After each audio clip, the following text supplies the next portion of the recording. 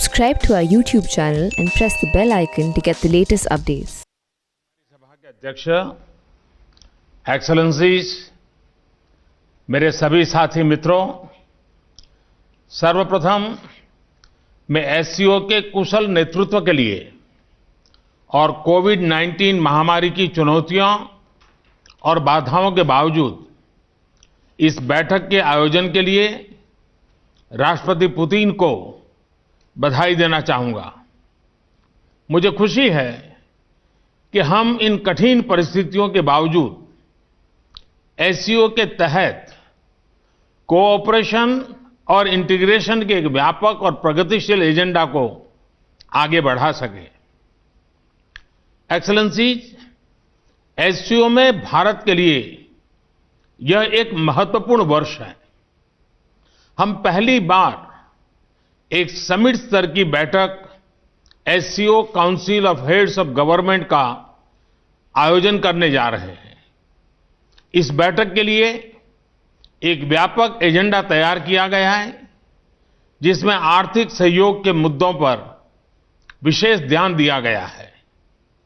हमने startup ecosystem में अपने समृद्ध अनुभव को साझा करने के लिए इनोवेशन एंड स्टार्टअप पर स्पेशल वर्किंग ग्रुप की स्थापना का प्रस्ताव रखा है। हमने ट्रेडिशनल मेडिसिन पर वर्किंग ग्रुप का भी प्रस्ताव रखा है, ताकि एससीओ देशों में पारंपरिक और प्राचीन चिकित्सा के ज्ञान और समकालीन चिकित्सा में हो रही प्रगति एक दूसरे के पूरक बन सके। एक्सेलेंसीज, भारत का दृढ़ विश्वास है कि इकोनॉमिक मल्टीलेटरिज्म और नेशनल कैपेसिटी बिल्डिंग के कॉम्बिनेशन से एससीओ देश महामारी से हुए आर्थिक नुकसान के संकट से उभर सकते हैं। हम महामारी के बाद के विश्व में आत्मनिर्भर भारत की दृष्टि के साथ आगे बढ़ रहे हैं। मुझे विश्वास है कि आत्मनिर्भर भारत वैश्विक अर्थव्यवस्था के लिए एक फोर्स मल्टीप्लायर साबित होगा और एससीओ क्षेत्र की आर्थिक प्रगति को गति प्रदान करेगा। एक्सेलेंसीज, एससीओ क्षेत्र से भारत का घनिष्ठ सांस्कृतिक और ऐतिहासिक संबंध रहा है। हमारे पूर्वजों ने इस साझा ऐतिहासिक और सांस्कृतिक विरासत को अपने अथक और निरंतर संपर्कों से जीवंत रखा। International north south transport corridor, Chabahar port, असगाबाद समझौते जैसे कदम कनेक्टिविटी प्रति भारत के मजबूत संकल्प को दर्शाते हैं। भारत का मानना है कि कनेक्टिविटी को और अधिक गहरा करने के लिए यह आवश्यक है कि एक दूसरे की संप्रभुता और टेरिटोरियल इंटीग्रिटी के सम्मान के मूल सिद्धांतों के साथ आगे बढ़ा जाए।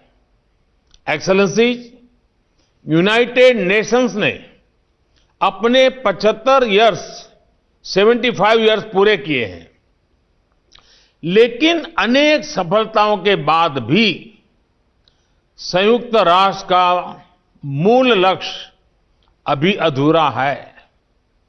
महामारी की आर्थिक और सामाजिक पीड़ा से जूझ रहे विश्व की अपेक्षा है ये यूएन की व्यवस्था में आमूलचूल परिवर्तन आए।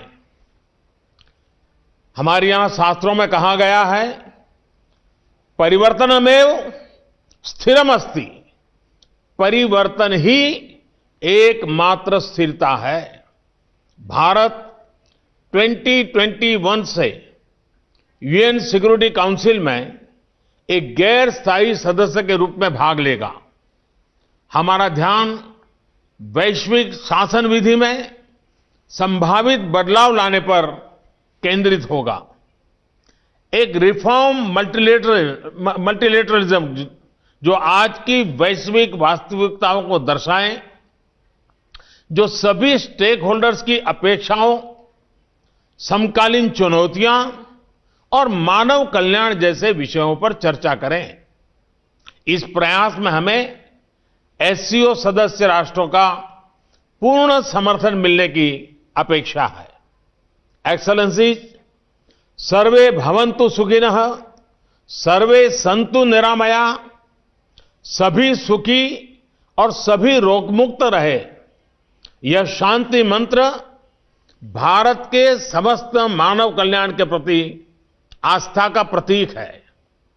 अभूतपूर्व महामारी के इस अत्यंत कठिन समय में भारत के फार्मा उद्योग ने 150 से अधिक देशों को आवश्यक दवाएं भेजी हैं। दुनिया के सबसे बड़े वैक्सीन उत्पादक देश के रूप में भारत अपनी वैक्सीन उत्पादन और वितरण क्षमता का उपयोग इस संकट से लड़ने में पूरी मानवता की मदद करने के लिए करेगा। एक्सेलेंसी, भारत का शांति, सुरक्षा और समृद्धि पर दृढ़ विश्वास है और हमने हमेशा आतंकवाद, अवैध हथियारों की तस्करी, ड्रग्स और मनी लॉन्ड्रिंग के विरोध में आवाज उठाई है। भारत एससीओ चार्टर में निर्धारित सिद्धांतों के अनुसार एससीओ के तहत काम करने की अपनी प्रतिबद्धता में दृढ़ रहा है, परंतु यह दुर्भाग्यपूर्ण है कि एससीओ एजेंडा में बार बार अनावश्यक रूप से द्विपक्षीय मुद्दों को लाने के प्रयास हो रहे हैं, जो एससीओ चार्टर और शंघाई स्पिरिट का उल्लंघन करते हैं। इस तरह के प्रयास एससीओ को परिभाषित करने वाली सर्वसम्मति और सहयोग की भावना के विपरीत है। एक्सेलेंसी, मैं वर्ष 2021 में एससीओ की 20वीं वर्षगांठ पर एससीओ संस्कृति वर्ष मनाने के लिए पूर्ण समर्थन देता हूं। भारत का राष्ट्रीय संग्रहालय इस वर्ष हमारी साझा बौद्ध विरासत पर पहली एससीओ प्रदर्शनी आयोजित करने की प्रक्रिया में है।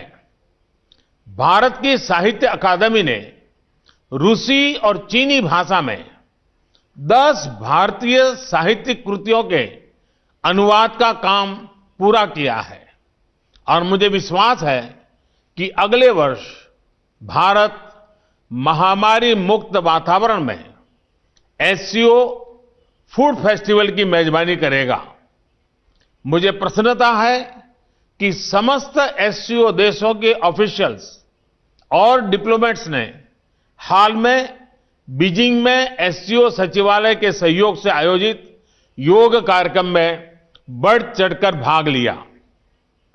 एक्सेलेंसी, मैं एक बार फिर राष्ट्रपति पुतिन को उनके कुशल और सफल नेतृत्व के लिए बधाई देता हूं और इस बैठक के लिए उन्हें धन्यवाद देता हूं। मैं राष्ट्रपति इमामोली रहमान को अगले वर्ष के लिए एससीओ की अध्यक्षता करने के लिए बधाई और शुभकामनाएं देना चाहता हूं और ताजिकिस्तान के सफल अध्यक्षता के लिए भारत के पूर्ण सहयोग का आश्वासन भी देता हूं। बहुत बहुत धन्यवाद।